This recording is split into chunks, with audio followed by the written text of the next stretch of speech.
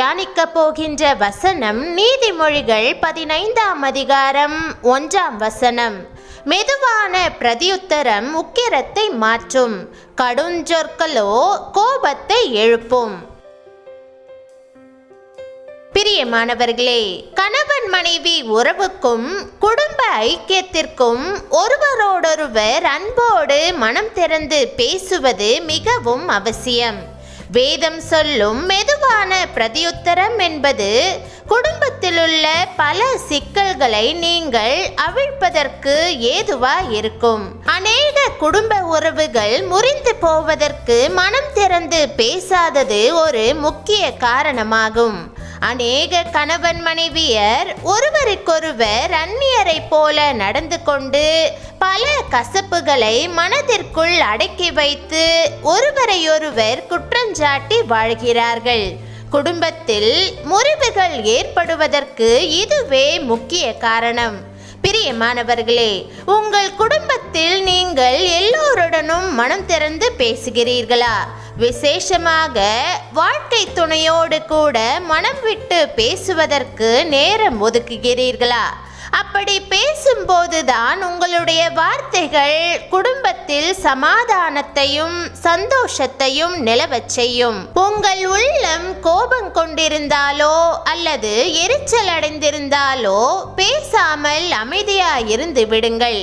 மனதை அடக்க பழகிக் கொள்ள வேண்டும். வேதம் சொல்லுகிறது, பலவானை பார்க்கிலும் நீடிய சாந்தமுள்ளவன் உத்தமன். பட்டணத்தை பிடிக்கிறவனை பார்க்கிலும் தன் மனதை அடக்குகிறவன் உத்தமன்.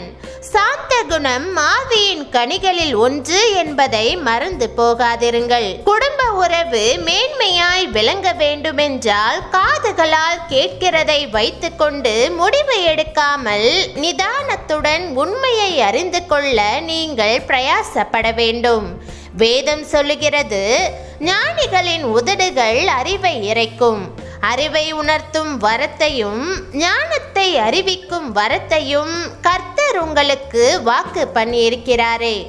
தனிப்பட்ட நபரை பற்றியோ சூழ்நிலைகளை பற்றியோ உங்களுக்கு இருக்கும் தெளிவான அறிவானது புரிந்து கொள்வதற்கும் ஐக்கியத்தை ஏற்படுத்துவதற்கும் மிகவும் பிரயோஜனமானதா இருக்கும். ஒரு முறை ஒரு தேவ ஊழியர் இந்துக்களோடும் முஸ்லிம்களோடும் இணைந்து கூட்டு பிரார்த்தனை நடத்தினார் என்றும் பத்திரிகைக்கு பேட்டி கொடுத்தார் என்றும் வேறொரு பத்திரிகை மிக கேவலமாக அவதூறாக எழுதி அவருடைய பெயரை கெடுத்தது.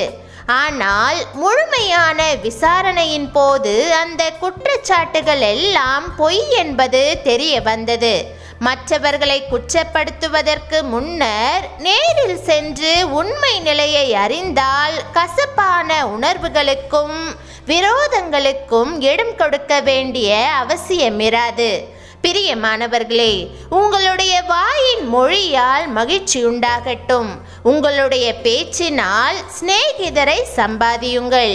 பூமியின் வழியாய் கடந்து போகிற அற்ப சொற்ப நாட்களிலே நீங்கள் மற்றவர்களோடு ஐக்கியம் கொண்டவர்களாக காணப்பட வேண்டும்.